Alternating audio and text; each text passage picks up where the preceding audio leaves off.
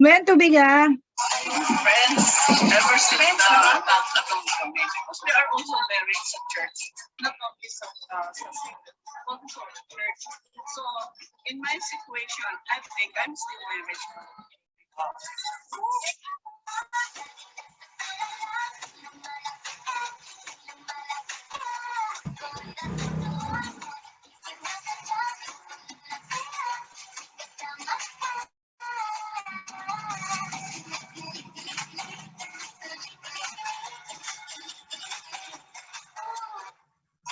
Friends, ever since nagkakataon kami, because we are also married sa church, not only sa single, also sa church.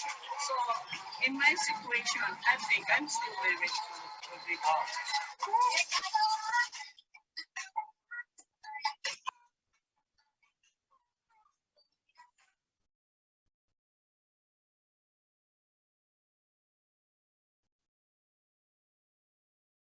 Kasi nga, bullying daw pag sinabi yung pangalan ng certain person.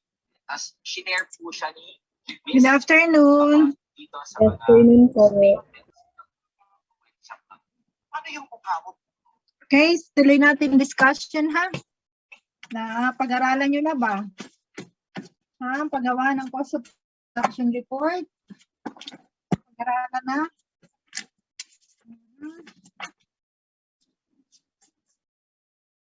Okay, doon tayo sa problem 6.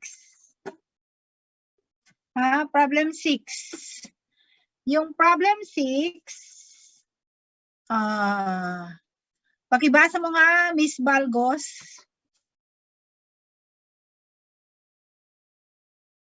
Anong page po, ma'am? Ay, ewan ko, anong page.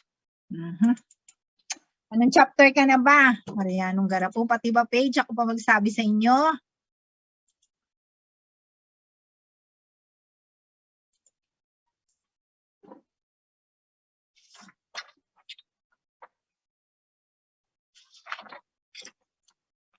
Miss Licano, ikaw.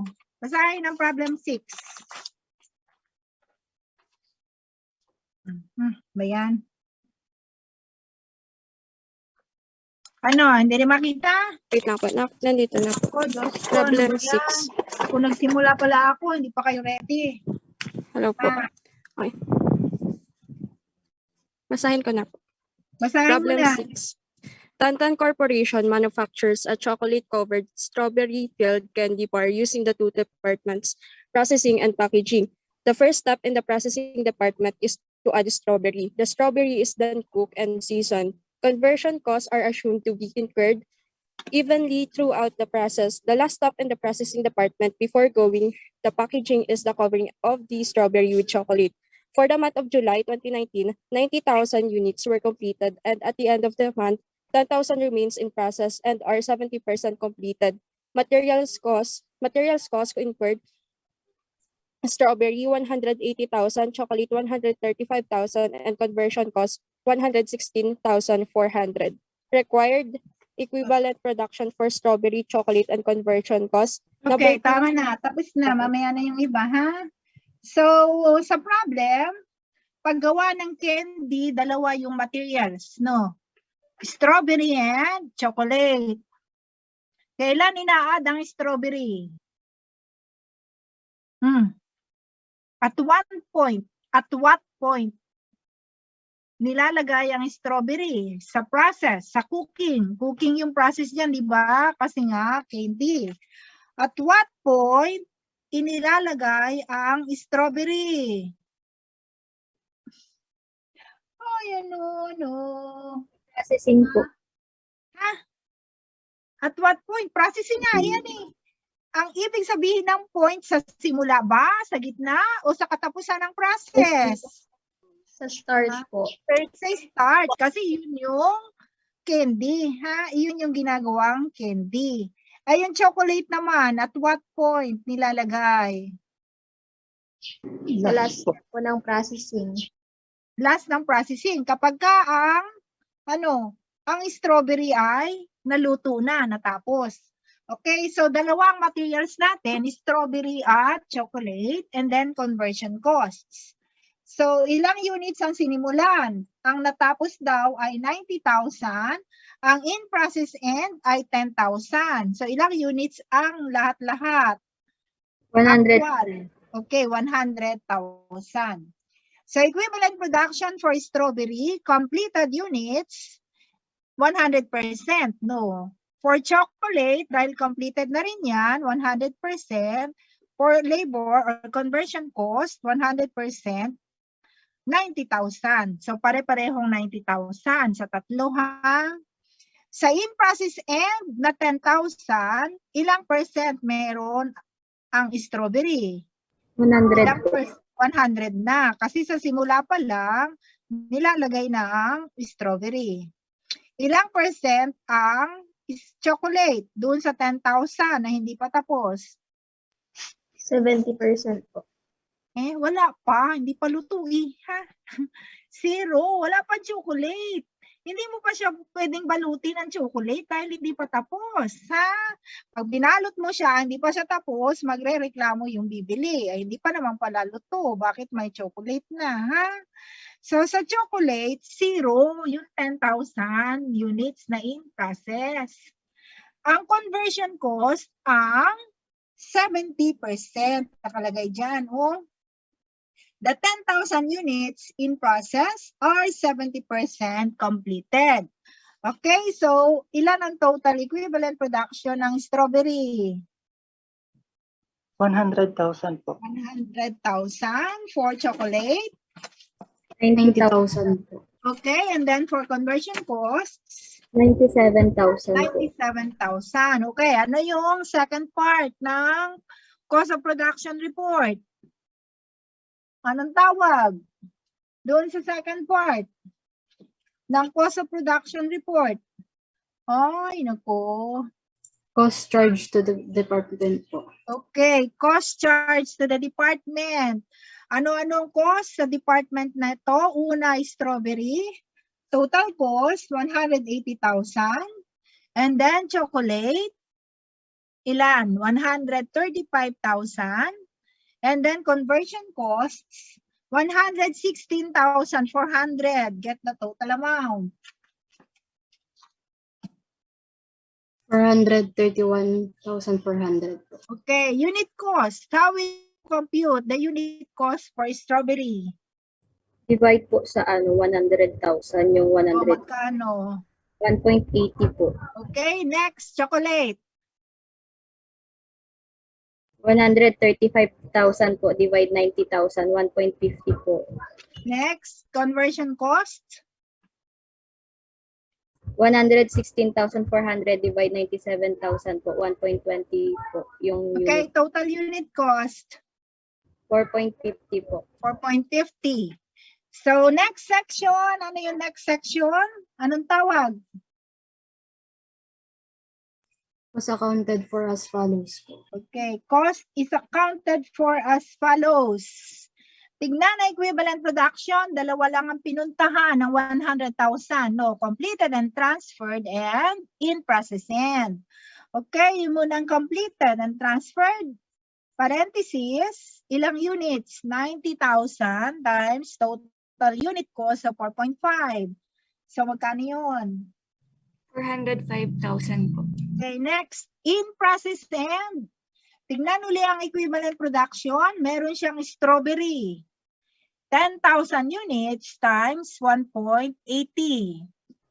Walang chocolate. No, 0. And then, conversion costs, 7,000 units times 1.2. Magkano ngayon yung total cost ng in process end? 26,400. Okay, add. Tatama ba doon sa total ng second section? Tatama ba? Pareho ba? Balansyado ba? Uy, ano na? Balansyado Yes, po, ba? 405,000 cost of completed units plus 26,400. So, 431,400. Okay, tama. Balansyado ha? Next, problem 7. Yung problem number 7, So, basahin natin, Lanlan Corporation produces a product through a continuous process. Materials in this department are added at the beginning of the process. Production data received from Department A actual 80,000 units. Saan napunta yung 80,000? Completed and transferred 60, in process and 10, lost units 10. So may lost units na dito, ano? So pag in-add mo lahat yan, 60 plus 10 plus 10, total 80,000, no? The cost of production, letter A assumption. The lost units are normal, discovered at the beginning of the process. Lagyan niya para hindi kayo malito. Discovered at the beginning of the process. So, work done for materials, completed and transferred 100%, 60,000. In process, ilang percent na meron yung 10,000 units? Ilang percent ng materials na meron added at the beginning? 100%. 100%. Lost units, normal, discovered at the beginning. Kapag ka discovered at the beginning ang lost units, malalagyan pa ba yun ng materials? Hindi na po. Hindi na, nawala na eh. Ano, kumbaga sa bisita mo, eh, hindi mo na pwedeng pakainin kung umalis na. No? So, walang equivalent production for lost units. So, total equivalent production for materials ay 70,000. ilan? 70,000. For conversion costs, 100% yung completed, 60,000. Ilang percent yung in process and 50%. So equivalent to 5,000. Again, kung nawala na yung 10,000, mapaprocess pa ba yun? Mako-convert pa ba into finished goods? Hindi na po. Hindi na rin, no? So, zero din. So, equivalent production for conversion cost ay? 65,000 po. Okay, 65,000. Second section, cost charge to the department. Dahil galing sa previous department, yung 80,000 units, meron siyang transferred in cost, no? Transferred in, magkano yung nakalagay dyan? 560,000. Oo, men. Yung ano na lang. Yung sa bawat naman. Hindi masyado na.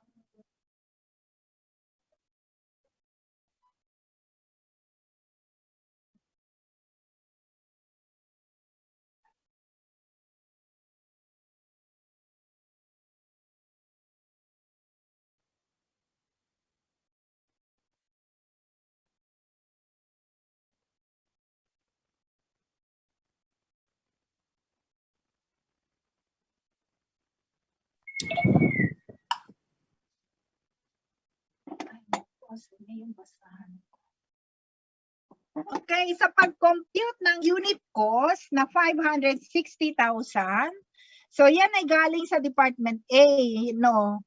Ang nilipat ng Department A ay 80,000 units, pero nawala yung 10,000 sa simula pa lang ng Department B.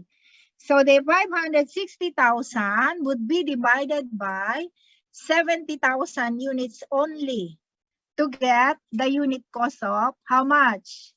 88. 8 pesos. 8 lang, ha? And then added in the department, materials, 175,000 to get the unit cost divided by 70,000. So magkano? 2.5. Okay. Next.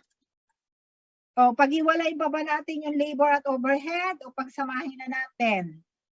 Pagsamahin na, no, isa lang naman ang equivalent production.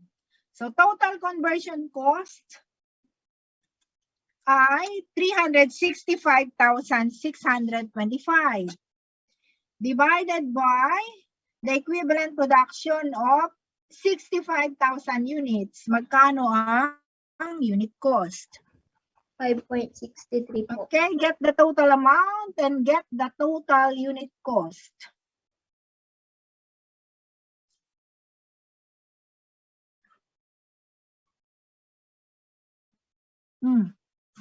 Total amount, 1,100,625. Tama ba?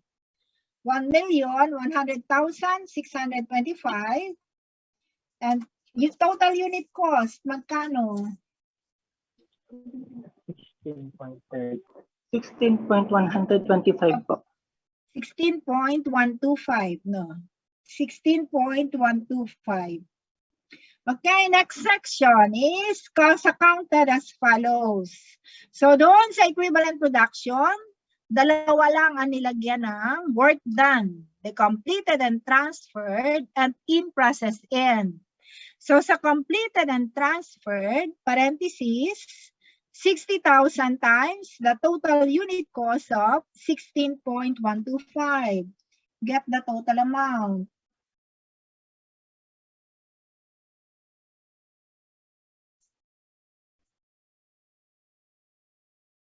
$967,500. Okay, next. Cost of the in-process end. So pagka iyan ay galing sa kabilang department, tatlo. Meron siyang previous cost, yung galing sa kabilang department. So ang una sa in-process end would be transferred in. So ang in-process end ay 10,000 units times the 8 pesos from Department A. Magkano yun?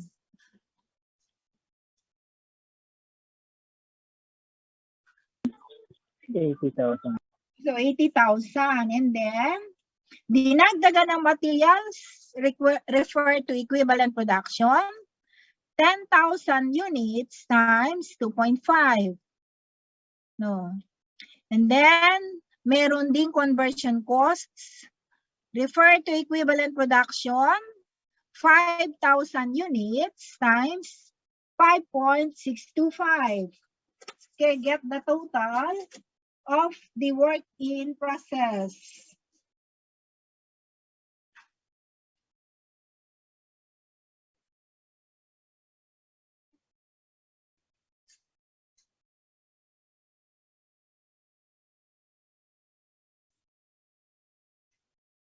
Oh, balansyado ba sa total amount?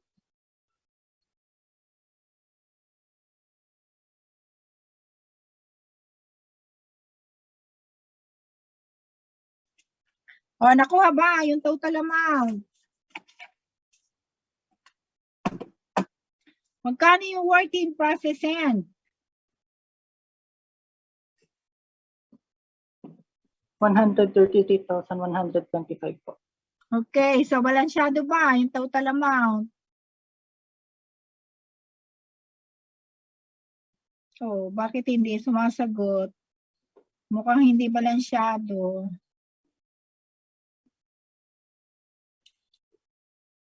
Balansyado? Yes po, ma'am. Okay. Balansyado ha. Next assumption. The lost units are also normal, discovered at the end of the process. No, end naman ng process. So, sa quantity schedule, pareho pa rin yung units received. No, 80,000. And then accounting for the 80,000, completed and transferred, 60,000, IPM, 10,000, lost units, 10,000. Pareho pa rin nung assumption letter A.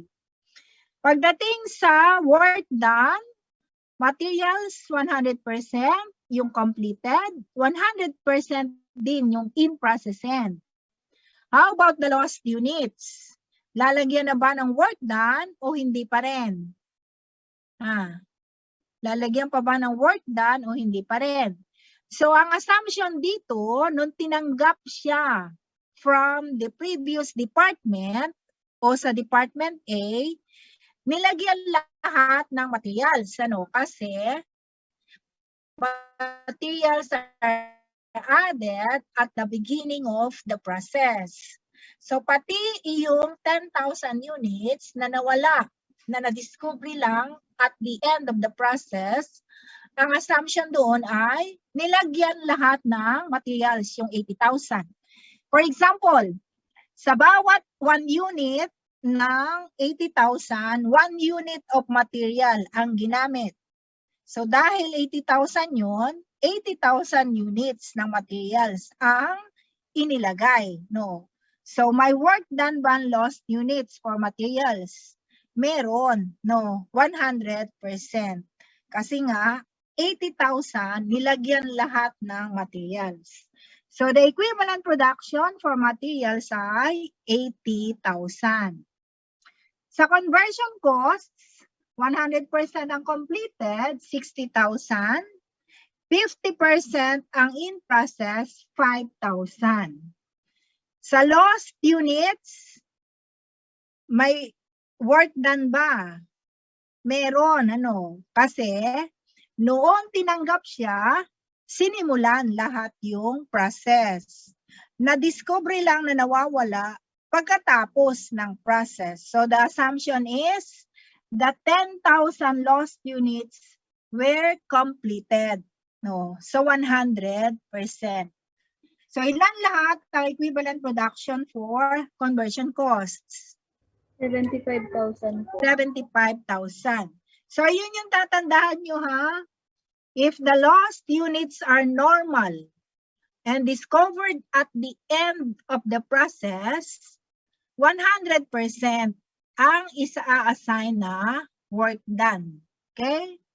So cost charged to the department, pareho pa rin, transferred in 560,000, added in the department, 175,000 for materials, and 365,625 for conversion costs. So get the total, pareho pa rin. Pagdating sa unit cost ng transferred in, 560,000 would be divided by 80,000. Ano? Kasi the assumption, nandun sila lahat nung sinimulan yung process. So magkano ang unit cost? 7. 7 pesos. No, 560,000 divided by 80,000. So yun yung difference niya doon sa assumption A, ha? Pagdating sa materials, 175,000 divided by total equivalent production of 80,000. And then sa conversion costs, 365,625 divided by equivalent production of 75,000. Okay, get the total unit cost.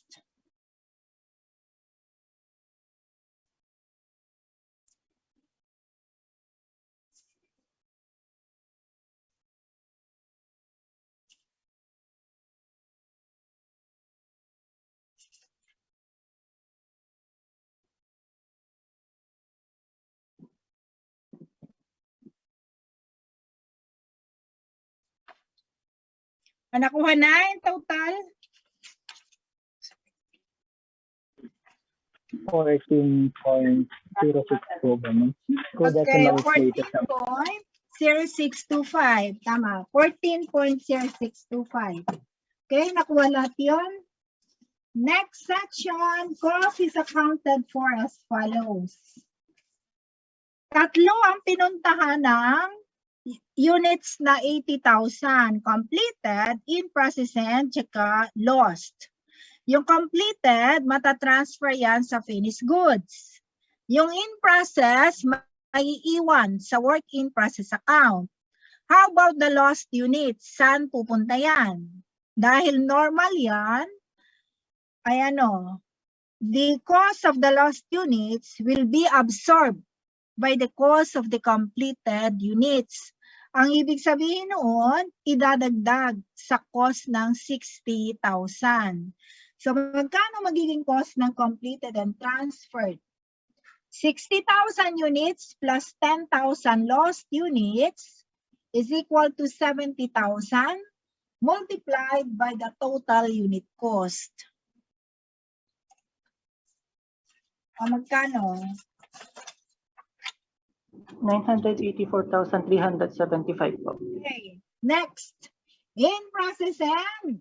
So, ganun pa rin. Transferred in, ilang units times the unit cost. Materials, ilang units times unit cost. Conversion cost, ilang units times unit cost. Compute.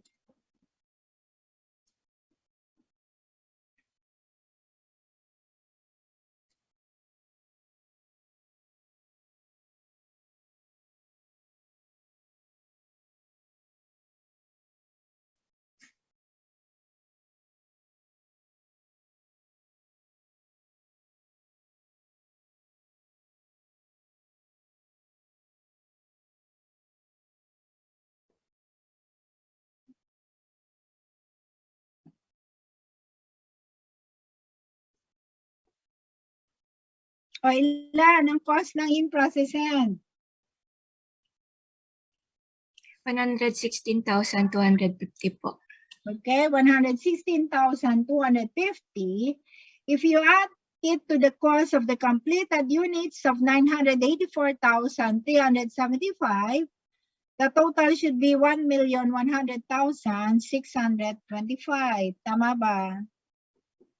Opo. Okay. So, to differentiate letter A from letter B, if the lost units are discovered at the beginning of the process, do not assign work done. 0, ha? 0. If the lost units are discovered at the end, assign work done 100% to the lost units. For materials, if added at the beginning of the process, yun yung ano doon, ha? Pero if added at the end, ganun din, ano? Kasi the lost units are deemed completed or finished. And then, pag-compute ng unit cost, the cost from the preceding department, sa letter A assumption, deduct the lost units. Pagdating naman sa letter B assumption, discovered at the end, the transferred in cost would be divided by the total number of units received from the previous department. Okay, letter C assumption. Letter C, the lost units are abnormal, discovered when 60% completed. So dito sa assumption na to, nagkakaroon ng inspection, no, during the process. So at 70% point of processing, ini-inspect kung merong nawala. So may nawala naman, ilan ang nawala? 10,000. Okay, ganun pa rin ang quantity schedule, units received 80,000. Completed CNP 60, IPM 10, lost 10, total 80,000. Sa materials, 100% ang completed and transferred at yung in-processing. How about the lost units? May materials na ba yan? Meron na, no? Dahil materials are added at the beginning of the process. So, beginning ng process, 80,000 pa rin sila. So, lahat na yon nilagyan ng materials. So, total equivalent production for materials, 80,000. Pagdating sa conversion costs, 100% yung 60,000 completed, 50% yung 10,000 in process and ilang percent yung lost units? 50% po. So, sa point of inspection, 60%. No. So, total equivalent production for conversion costs? Ilan? 71,000. 71,000. Ito na yung marami kayong point, ha? Maraming point dito. So hanggang gamitin natin 4 decimal places. Maraming point ito eh. Okay, next. Cost charged to the department.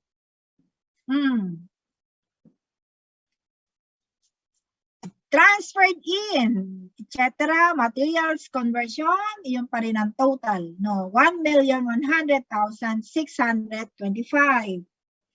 Unit cost for transferred in. Ilan? Anong assumption ang gagamitin? Saan natin ipaparehas? Sa A or sa B?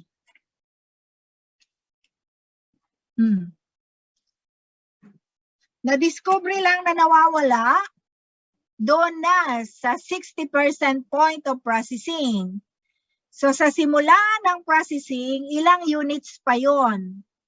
80,000, di ba? 80,000 pa. So the 560,000 would be divided by 80,000 pa. So unit cost would be 7. No, kamukha ng assumption, letter B, discovered at the end.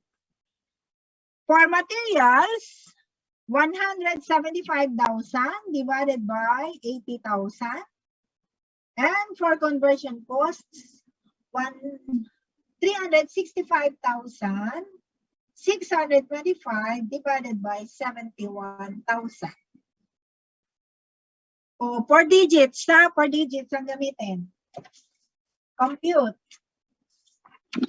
1496 po. Okay, total unit cost.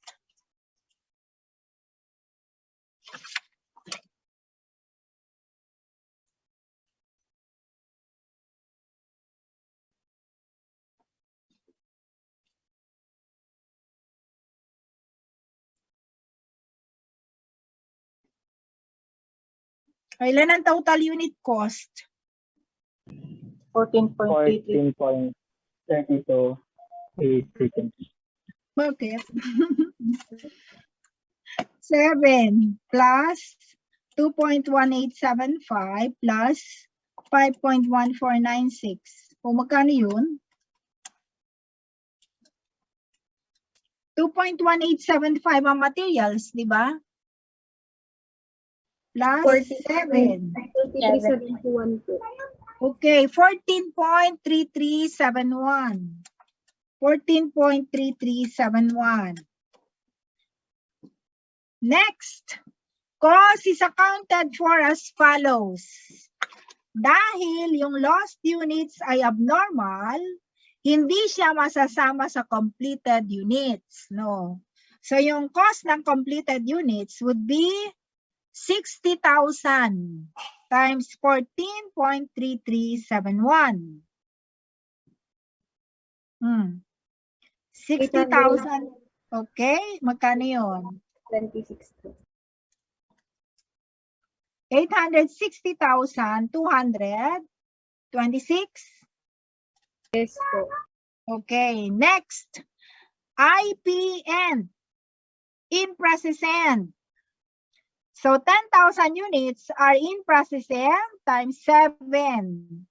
Cost from previous department, 70,000. Added yung materials, 10,000 units times 2.1875. Added din ang conversion costs, 5,000 units times 5.1496. Okay, compute for in process end.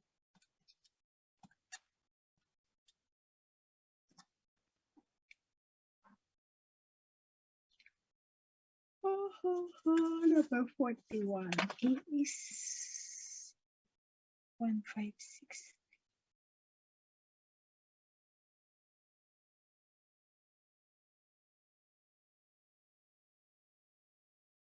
Magkano?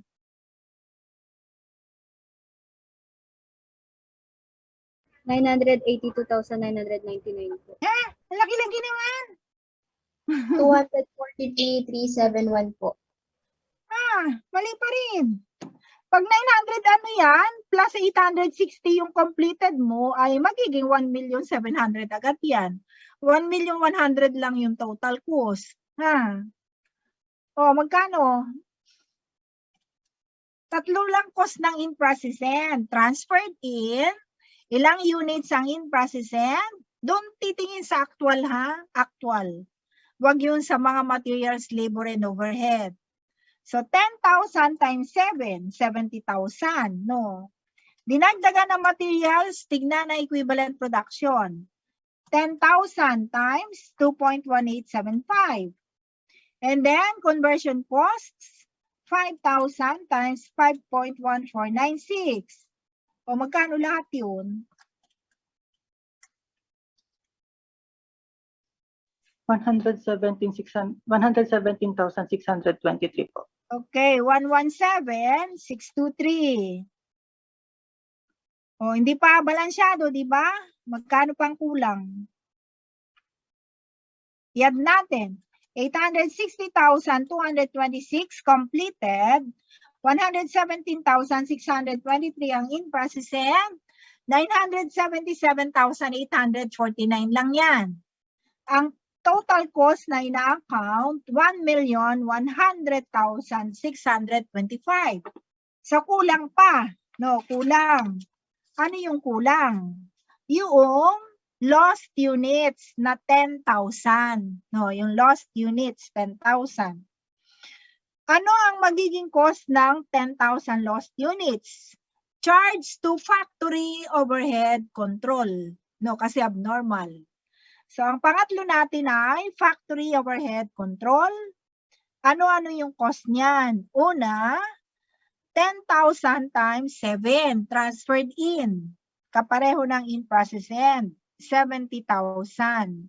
Meron siyang materials, 10,000 units, di ba? 100% times 2.1875. Meron din siyang conversion costs, 6,000 units times 5.1496. O get the amount that will be charged to factory overhead control.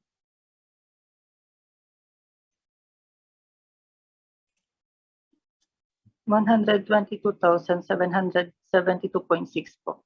Ay, dapat i-ano nyo yan. Pag hindi siya magto-total ng 1,100,625, magkano difference? Hindi kayo magbabalanse. Dapat balanse. So, aayusin yung amount nung isa dyan, no? So, ang ayusin natin, yung factory overhead control. Magkano dapat ang amount para magbalanse siya sa 1,100,625? Magkano ang kulang? 122,776 po. Okay, 122,776. Konti lang naman ang diferensya, no? Konti lang. Mahigit piso? Okay. So, less than 1 minute, itutuloy na lang natin to sa Friday, ha? Nauna na kayo doon sa dalawang section.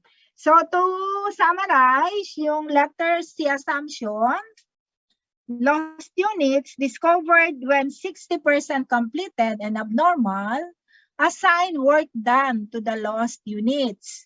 Dahil yung materials are added at the beginning of the process, ang assumption niyan, lahat ng 10,000 na lost units may materials. And then, ilang percent ang conversion? 60%. And then, dahil abnormal siya, charge to factory overhead control. No? Okay? So,